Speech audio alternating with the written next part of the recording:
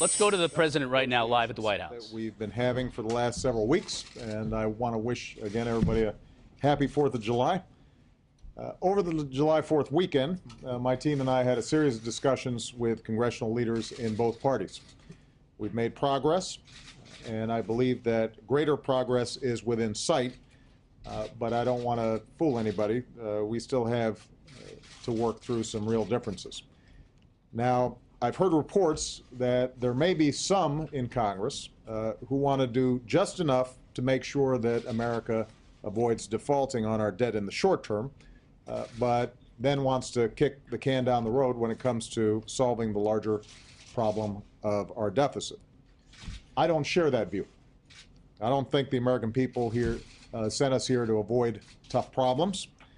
That's, in fact, what drives them nuts about Washington, when both parties simply take the path of least resistance. And I don't want to do that here.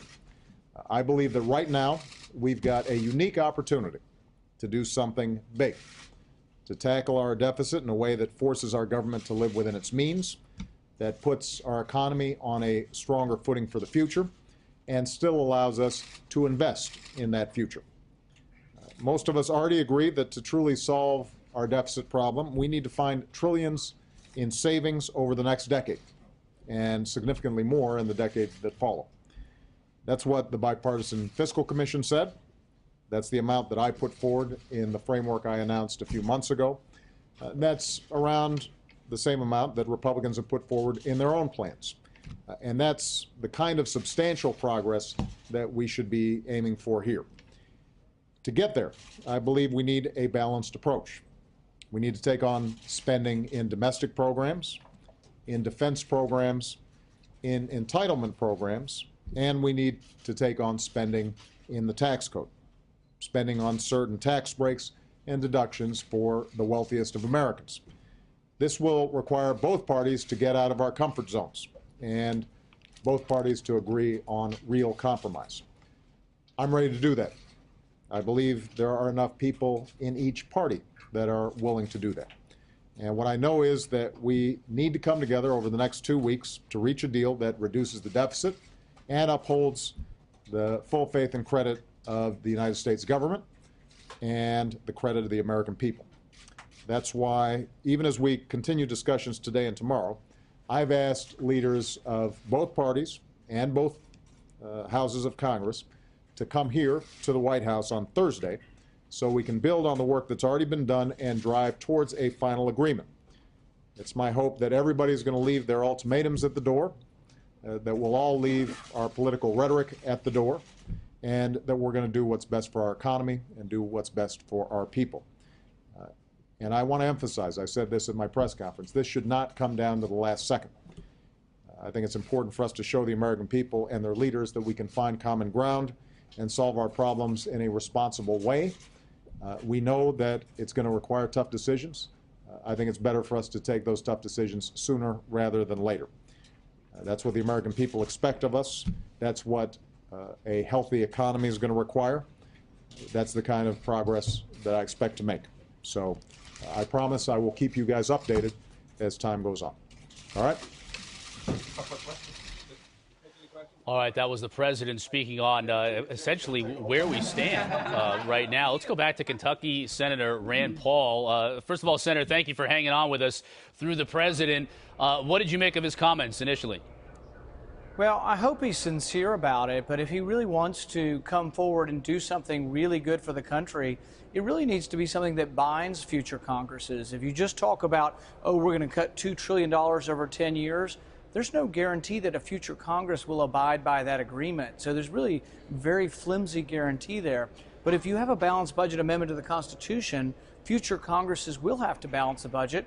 Who knows, it might include getting rid of some tax deductions or tax credits, but we would have a rule of law that we went by, and that's a rule that says you have to balance your budget.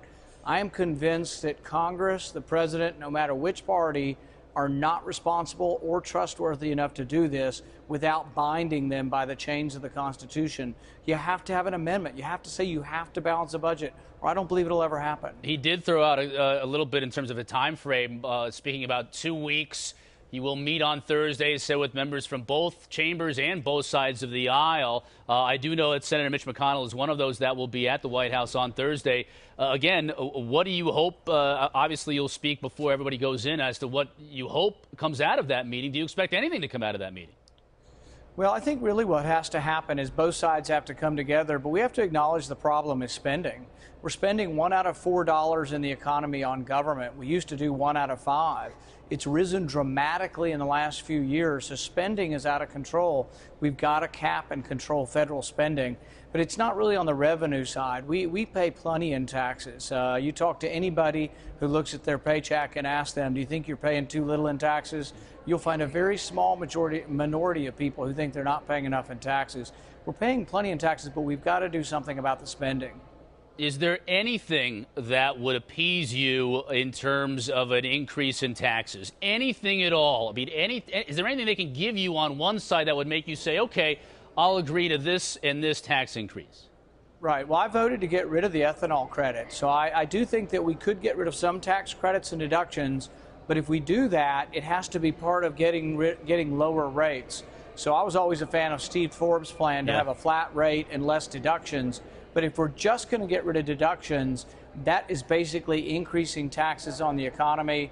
It's a bad time. Economists universally say bad thing to do, bad to raise taxes in a recession or cost jobs.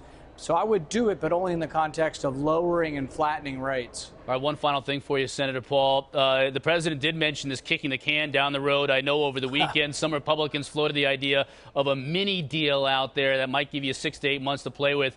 Are you in favor of that at all, or do you agree with the president in saying it makes no sense to kick the can? I'm voting against the mini deal, but I'm also voting against using the metaphor of kicking the can down the road. That one I think is getting overused a bit. We use it all. Guilty is charged. Guilty is charged on this one. Do you believe then, and we had Steve Moore on here, I must have spoken to 100 economists about this. August 2nd, on one side you hear catastrophe from one side. On the other side you hear, you know what, it won't be that bad. Where do you fall on that argument? Well, you know, we bring in $200 billion in revenue every month, and our interest payment's about $20 billion. So I think the president could take this off the table right now, and the president should promise the American people that he won't default, that he'll pay the interest on the loans. We have enough revenue to pay for about 70% of government, and interest rates about 7 to 10%. So we could keep paying interest, and we should. We shouldn't default, but we should have real budgetary reform. And the election last year was not about accepting some tokenism. It wasn't about accepting empty promises for 10 years. It was about really doing something. I think if you polled the balanced budget amendment versus raising the debt ceiling, I think the American people are with us on this. Senator, I've got to run. Thank you so much for sticking with us. We appreciate it.